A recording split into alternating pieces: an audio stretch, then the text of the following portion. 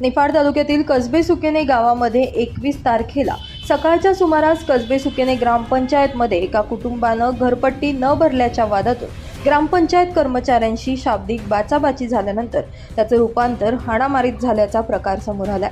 ग्रामपंचायत कर्मचाऱ्याला मारहाण झाली हे समजल्यानंतर काही ग्रामपंचायत सदस्य उपसरपंच त्या ठिकाणी भांडवून सोडवण्यासाठी गेले असता यामध्ये एका ग्रामपंचायत सदस्याला सुद्धा मारहाण करण्यात आली। कसबे सुकेने ग्रामपंचायतमध्ये मोठा गोंधळ यामुळे निर्माण झाला होता। काल बाजाराचा दिवस असल्यानं ग्रामपंचायतमध्ये गर्दी होती। रात्री उशिरापर्यंत ग्रामपंचायत सदस्य, सरपंच, उपसरपंच ओझर पोलीस स्टेशनला ग्रामपंचायत सदस्य आणि कर्मचाऱ्याला मारहाणीची फिर्याद द्यायला गेले असता ओझर पोलिसांनी त्यांची फिर्याद घेतली नाही। तब्बल 3 तास ग्रामपंचायत सदस्यांना बसवून ठेवण्यात आलं आणि गुरुवारी ग्रामपंचायत सदस्य आणि ग्रामपंचायत कर्मचाऱ्याला मारहाणीच्या निषेधार्थ ओझर पोलीस स्टेशनच्या निषेधार्थ कसबे सुकेने गाव स्वयंपूर्तीनं बंद ठेवण्यात आलं।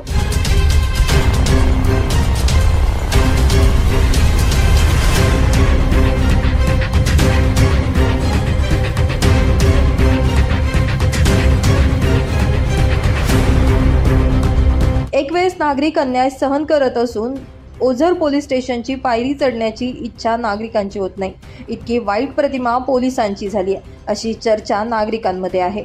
कसबे सुकेने ग्रामपंचायत सरपंच, उपसरपंच, सदस्य, कर्मचारी यांनी या घटनेचा निषेध नोंदवत पोलिसांना खडेबोल सुनावले। डीवायएसपी दडस आणि ओझरचे पीआय धनवडे व इतर कर्मचारी आणि ग्रामस्थ यावेळी मोठ्या संख्येने उपस्थित होते।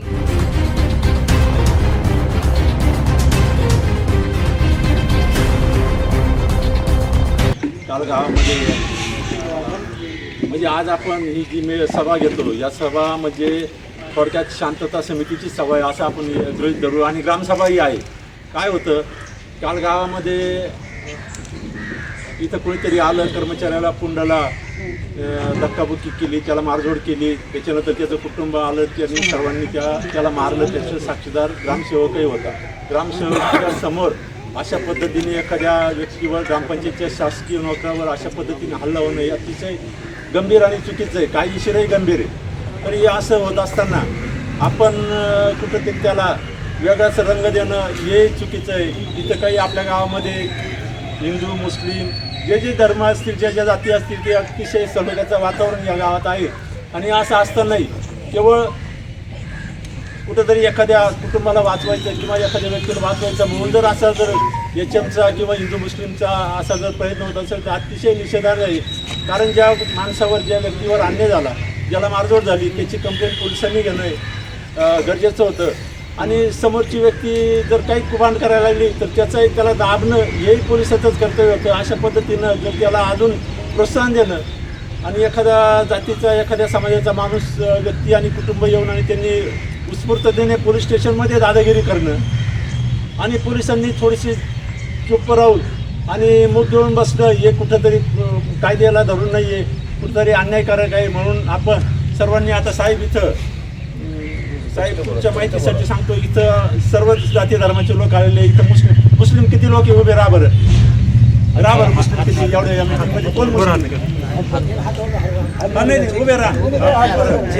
अशा पद्धतीनं जर इथं जर वातावरण जर कुठल्याही पद्धतीचं जाती धर्मावरून आम्हाला साहेब याची अद्दल घडलेली आहे। DYSP त्यावेळेस बोडके साहेब असताना 95 सालची घटना आहे। इथं खूप चटके आम्हाला सर्व समाजाला बसलेलं आहे आणि जाती धर्माचा इथं कुठेही संबंध येत नाही, कारण सर्व आम्ही बंधुभावाच्या प्रेमानेच इथं राहतोय। सगळे एकमेकाच्या याच्याशिवाय कुठल्या प्रकारचे कामं होत नाही, एकमेकाच्या दारी गेल्याशिवाय कोणाचे पोटही भरत नाही, अशी परिस्थिती आहे। आज संलग्न एक म्हणजे शेतकरी वर्ग असो, मराठा, ही घटना म्हणजे आपल्या गावाच्या दृष्टीने काळीबा फुटणारी आहे। गावाला एवढे 17 मेंबर असताना आणि गावात एवढे जवळ स्टाफ जवळ 10-15 जणांचा आपला कर्मचारी स्टाफ आहे आणि तो सर्व स्टाफ हा आपल्या शेतीमध्ये कार्यरत आहे किंवा आपले मेंबर त्यासाठी कार्यरत आहे। एखाद्या आपल्या गावाच्या मेंबरला मारहाण होणं ही आपल्या गावाच्या दृष्टीने अतिशय मानहानिकारक ही बाब आहे। आणि त्याचबरोबर आपल्या ग्रामपंचायतीमध्ये सरपंच, उपसरपंच आणि सदस्य हजर असताना एखाद्या कर्मचाऱ्याला बाहेरच्या एखाद्या समस्यांकडनं माणूस घेऊन येणं आणि त्याला मारहाण करणं तर ही सुद्धा अतिशय लाजिरवाणी आणि मोठी घटना आहे। या घटनेचे प्रतिसाद आपल्याला गावात आज दिसायला लागले आहे। स्वयंस्फूर्तीनं लोकांनी आज गाव या ठिकाणी बंद केलेलं आहे. आता ज्यावेळेस आपला सूर निघतो आपण बंद का करायचं, आपण हे गाव बंद का करायचं असं, कारण दोन समाजामध्ये वाद झाला का या समाजाचा निषेध करायचा का, तसं नाही आहे. ते दुसऱ्या समाजाचा निषेध करायचा असंही नाही, म्हणजे कोणाचा निषेध नाही.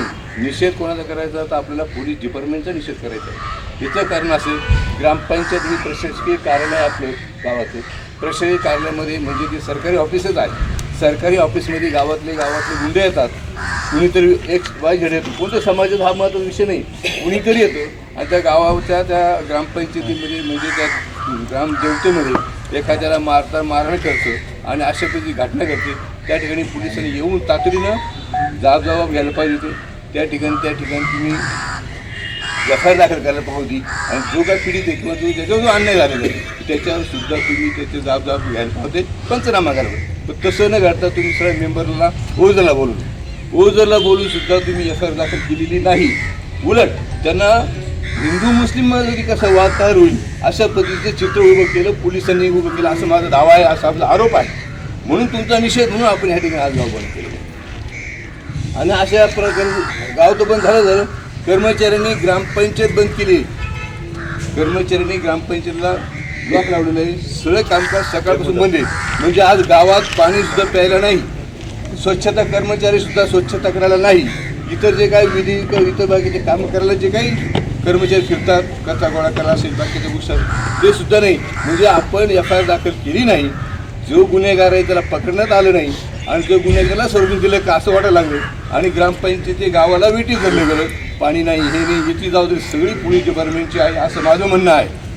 तर आपण प्रत्येकानं आपापलं म्हणणं असं मांडलं पाहिजे. कारण बेदोष पोलीस स्टेशन आहे, तो पोलीस झालं राहतो. मग त्यांना कामाचं लोड आहे का तुम्हाला इतर बाकीचे ड्युटी आहे हे बाबत आपण गाव लहान नाही, गाव 10,000 लोकसंख्येचं मतदानच आहे. लोकसंख्या 15,000 ते 20,000 गाव लोकसंख्या आहे आणि अशा गावामध्ये अशा पैकी प्रकार घडणं हे चुकीचं आहे. तेव्हा आपण ही सगळ्याची दखल घ्यावी. विशेषतः डिपार्टमेंटनं एफ.आय.आर. दाखल करून घ्यायला पाहिजे. म्हणजे तुमच्या समोर ज्यावेळेस तो जो काय जो गुन्हेगार आहे तो म्हणतो मी यांच्यावर काय करीन माझ्यावर म्हणजे गुन्हे करायचा याच्यावर पोलिसांनी ऍक्शन घ्यायला पाहिजे. हा म्हणजे जातीवाद विषय पुढे आला पाहिजे. आपण त्याच्यावर केस केली मग याला त्याला काउंटर करायचं, म्हणे करायचं आणि अशा पद्धती भीती उभी करणं हे चुकीचं आहे. तर ग्रामपंचायतीच्या वतीनं सरपंच उपसरपंच सदस्यांची एफ.आय.आर. नोंदवून घेतलीच पाहिजे. अतिशय गंभीर विषय आहे आणि हे जर तुम्ही नाही केलं तर याच्यात आणखी काही विपरीत परिणाम होईल, याच्यात आणखी काही कटुता तयार होईल. आणि जर तो जो गुन्हेगार आहे तो जर असं मोकट असेल एवढं जर 12-24 तास झाले तरी ही काय परिस्थिती मग याच्यामध्ये कायदा आणि सुव्यवस्था आहे काय आपल्याकडे. ग्रामपंचायतीमध्ये नाजीर पठाण म्हणून बाकी संदर्भात आले होते, ठीक आहे, बाकी संदर्भात आले इथपर्यंत. पण त्यांनी नंतर त्या कर्मचाऱ्याला फोंड सावं मारलं. बरोबर, मारायची काही गरज नव्हती. बोल ना काय बोल. आणि समोर हात उगारला हा सोमाला पण सापड मारला. ग्रामपंचायत सदस्य ग्रामपंचायत सदस्य सुरक्षित कोणी येईल आणि ग्रामपंचायत मारामारी करायची आणि लोक काम करायला तयार नाही. आता कर्मचारी काम करायला तयार नाही सगळे. हा आणि पोलीस स्टेशनला आम्ही गेलो तर आमची तक्रार घ्यायला तयार नाही कोणी. आम्ही निषेध करतो मग पोलीस स्टेशनचा जगा. आणि आम्ही सगळे कर्मचारी ग्रामपंचायत सदस्य 17 आणि सरपंच 18 आम्ही सगळं राजीनामा तयार आहे. याचं जर काही होत नसेल कंपनी घेत नसेल तर आम्ही राजीनामा तयार आहे. पहिल्यांदा मी जेव्हा 12:30 वाजता ऑफिसमध्ये आले तेव्हा नाजीर भाई साहेबांशी काहीतरी वाद घालत होते. तर त्यांचा जागेसंदर्भात काहीतरी वाद चालू होता. त्याच्यानंतर साहेब आले. साहेब म्हणे मॅडम तुम्ही हा वाद मिटवा. तर मग साहेबांना मी त्या भाईला सांगितलं, नाजीर भाईला, का तुम्ही शांत बस, आधी तुम्ही शांत बस, ते तुमच्या स्वास्थ्यासाठी पण हानिकारक आहे. ते तिथं बसले आणि त्यांना मी सांगितलं की तुम्ही रीतसर अर्ज करा, तुमचं काय म्हणणं आहे ते. साहेब पण कायद्यानुसार करताय, सरकारी कामकाजानुसार नियमानुसार ते चालताय, तर तुम्ही एक अर्ज करा. त्याच्यानंतर मग ते निघून गेले. नंतर सोलर पॅनलचे लोक आलेले होते 2 जण. तर साहेब आणि आम्ही इथं तो पॉईंट बघायला बाहेर आलो तर तो नाजीर भाईंचा तो मुलगा, ते 2 जण याच्याशी बोलत होते. त्याला उतारा पाहिजे होता आणि ते वेटिंगला होते. याचं काहीतरी काम चालू होतं, बाबाचं पण काही काम चालू होतं. 7-8 लोक इथं बसलेले होते. तर मग जेव्हा आम्ही साहेब आणि मी इथं जायला लागले तर तो मुलगा शिव्या देतच इथं आला.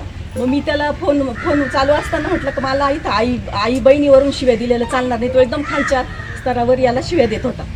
मग नंतर आम्ही मध्ये आलो तर मध्ये आलो तर लगेच त्यांनी त्याच्या वडिलांना बोलून घेतलं. ऑलरेडी त्याचे वडील इथून रागारागाने गेलेलेच होते, फक्त माझ्या एका शब्दावर का 7 दिवसात तुम्ही अर्ज द्या, त्या शब्दावर ते घरी गेलेले होते. ते तेवढ्याच वेगाने इथं आले आणि लगेच आईवरून शिव्या देतो म्हणे. मग मी त्याच्या आईला घेऊन येतो. मग ते तडक गेले. तोपर्यंत आम्ही त्या मुलाला शांत करत होतो. आणि ते जे नाजूभाई आले ना, त्यांनी पहिल्यांदा आल्यानंतर तिथं कॉम्प्युटरचं स्टॅबिलायझर होतं, एक पंचिंग मशीन होतं, ते याच्या छातीवर फेकून मारलं. आणि आम्ही सगळे इथं बसलेलो. हा प्रचंड घाबरलेला होता, याचं कापरं होत होतं. त्याच्यानंतर प्रदीपनी आणि निकितानी त्याला तिथं साहेबांच्या केबिनमध्ये नेलं. पण ते दादा गेले आणि त्यांनी त्या यांना घाई त्या बाईंना, त्या भाभींना तिथं घेऊन आले. ती भाभी एवढी बेफाम झालेल्या होत्या, त्या भाभी कोणाचं ऐकायचंच तयार नाही. तिथं सोमादादा आलेला होता. सोमादादाला केबिनमध्ये जाऊन त्याला इतकं जोरामध्ये मारलं, म्हणजे त्याचं संयम आहे ह्या माणसाचा, काही त्यांनी ते सहन केलं. तिथं सुद्धा तो 2-4 गोष्टी करू शकला असता, तर त्याला खरंच मानावं लागेल. आणि त्याच्यानंतर हे म्हणते त्याला साहेब तिथं बसलेले, ते संगमनेर दादा बसलेले होते. तिथं कोपऱ्यामध्ये जाऊन त्या ताईंनी मारला आणि त्यांचा तो मोठा मुलगा आहे त्यांनी इतकं याला मारला. हा इतका प्रचंड घाबरलेला होता, त्या कोणालाच आवरायच्या मनस्थितीमध्ये नव्हता. आणि त्या म्हणे आईवरून शिवाय देतात. जर समजा त्यांना मी ते पण सांगितलं का तुम्ही दादा आपण सगळे एका गावातले, ते म्हणते आमच्या मुस्लिमांवर अन्याय करता. आणि तिथं लांडे हा शब्द आलेला नाही, कोणी जातीवाचक शिव्या पण दिलेल्या नाहीये. फक्त तो एक काहीतरी वैयक्तिक राग म्हणून, आमच्या ग्रामपंचायतीचा राग म्हणून, ग्रामपंचायतीच्या याच्यावर साहेबांचं त्यांचं पण पटत नाही. ती फॅमिली मी बऱ्याच वेळा बघितलं तर ते वाद घालूनच जातात. पण कालचं वातावरण थोडंसं वेगळं होतं आणि हे घाबरला. आणि त्याच्यानंतर आम्ही सगळ्यांना पटापट बोलून घेतलं. तिथं कोणी जातीवाचक शिव्या दिलेल्या नाही आहे. मी त्यांना भाऊ दादा करत होते तरी ते ऐकायच्या मनस्थितीमध्ये नव्हती. ती पूर्ण फॅमिली हायपर झालेली होती. आणि हा पोरगा जवळजवळ 9 वर्षापासून आमचा पण संबंध येतो. हा इतका साधा आहे का त्याच्या तोंडातून पटकन शब्द निघत नाही. आणि तो काही आईवरून, मग आम्ही साहेबांकडे गेलो. त्याच्यानंतर सगळे 17 मेंबर साहेबांना आम्ही सगळं सांगितलं. त्याच्या तोंडातून कधी शिवी पण निघत नाही. माझं पण लक्ष असतं कर्मचाऱ्यांवर. आणि तसं जर असं तर मीच त्याला पोलिसांच्या ताब्यात दिलेलं असतं, त्यांनी जर जातीवाचक शिवी दिलेली असती तर. नंतर आम्ही 3 तास तिथं बसलेलो होतो. आम्ही साहेबांना आमचं दोन्ही बाजूचं त्यांनी ऐकून घेतलं. परंतु त्यांनी सांगितलं का दोन्ही बोथ साईड सारखंच त्यांनी हे करायचा प्रयत्न केला. तर ते आम्हाला काही रुचलेलं नाही. याचा जर काही रोलच नाही आहे त्याच्यामध्ये, तर आम्हाला तिथंच त्याला काहीतरी त्याच्यावर ॲक्शन घ्यायला पाहिजे होती. हे एक्सपेक्टेड होतं साहेब तुमच्याकडून आम्हाला. आम्ही 3 तास बैठीला बसलेलो होतो, एवढे 25 जण होतो.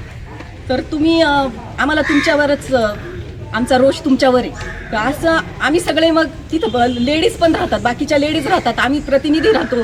तर मग आम्ही असुरक्षित आहे का? आम्हाला सिक्युरिटी नाही आहे का? सिक्युरिटी आज हा आहे, उद्या कोणी पण राहू शकतं. ग्रामसेवक साहेब आहे, सगळे आहे. आणि आम्ही सगळे सलोख्याचं आम्ही वारंवार त्यांना सांगत राहतो की तुम्हाला संयम राखावं लागणार आहे. 10 प्रकारचे लोक येतात यांच्याकडं, 10 प्रकारच्या लोकांना यांना तोंड द्यावं लागतं. पण तुम्ही दोन्ही साईड सारखीच केस दाखल करायचं म्हटलं हे आम्हाला न रुचणारं होतं. आम्ही 25 जण तुमच्याकडं 2.5 ते 3 तास तिथं येऊन बसलेलो होतो. तुमच्याकडून ही अपेक्षा नव्हती साहेब, बस एवढंच मला म्हणायचं. तर आम्हाला इथं सिक्युरिटी पाहिजे. आणि आमचा एक मायनस पॉईंट इथं असा झाला की आमचे कॅमेरे बंद होते.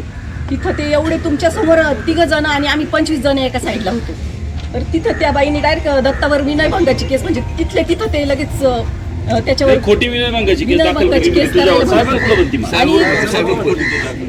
साहेबांनी बोलले. नाही साहेब बोलले ना, साहेब तिला बोलले चुप बस म्हणे, खोटं वाटतं मी सहन करणार. आणि जेव्हा ऑफिसमध्ये आले तेव्हा म्हणे तुम्ही नाशिक सारखंच करताय, म्हणजे केस रंगवण्याचा जातीवादचा याचा संपर्क त्यांच्याकडून आला, संबंध त्यांच्याकडून आलेला. आम्ही कुठल्याही प्रकारचा जातीवाद केलेला नाहीये.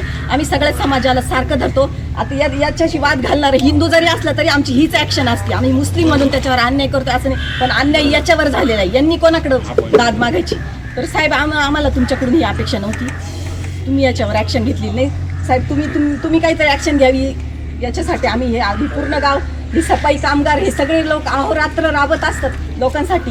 आणि त्यांच्यावर अन्याय झालेला कसं काय सहन करायचं सांगा? त्यांनी कोणाकडं, तुम्ही बघा तो बसायला सुद्धा तयार नाही. तुमच्या लक्षात यायला पाहिजे, तुमचं ऑब्झर्व पाहिजे. ती व्यक्ती म्हणून मी बाजू घेतच नाही.